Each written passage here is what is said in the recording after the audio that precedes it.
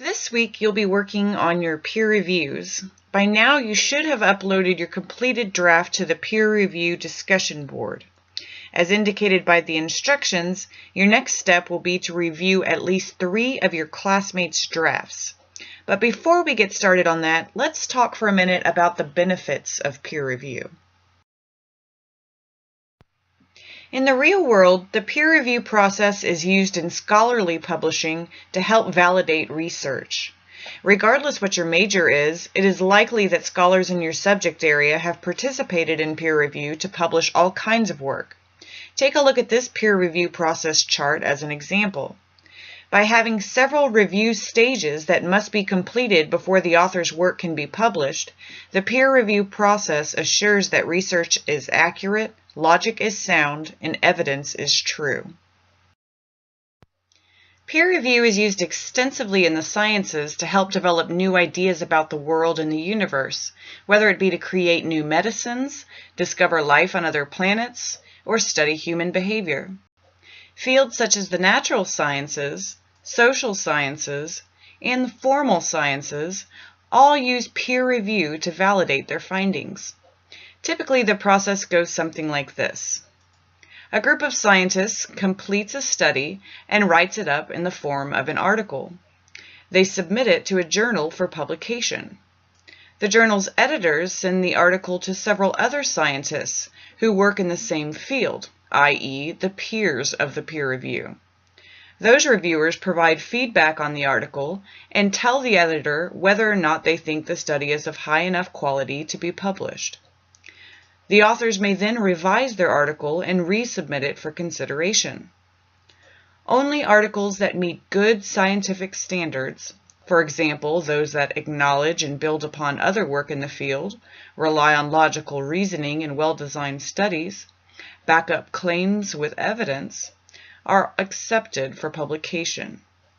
Because of the extensive process involved, peer-reviewed works can typically be trusted to meet certain standards of quality. Once a work is published, other scientists can build upon the ideas presented. The idea behind peer review for the purposes of this class is not only to help your classmates find errors and make corrections on their drafts, but also to give you extra practice identifying the components that make an argument weak or strong. Just like the peer review process used in the real world, your aim should be to check your classmates' essays for quality assurance. The first step in this process is to thoroughly read the essay to be reviewed. You'll want to read the essay all the way through to get an initial reaction to the author's analysis. The first time around, ask yourself questions like, can I identify the thesis? In other words, is it clear whether or not the author feels like his or her article choice is argued well or argued poorly? Is the essay structured in an organized manner? Is everything properly formatted?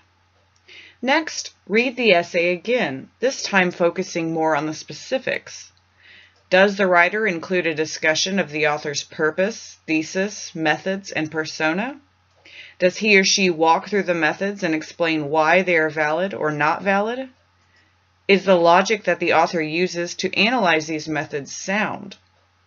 Finally, be sure to comment on the nitty-gritty stuff like grammar and spelling, properly formatted in-text citations, and works cited entries, and other mechanical issues.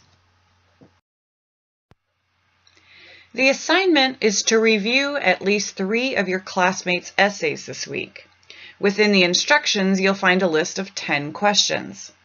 Copy and paste these questions and answer them one by one, making sure to avoid leaving short yes or no answers that do little to help your classmate make improvements to his or her paper.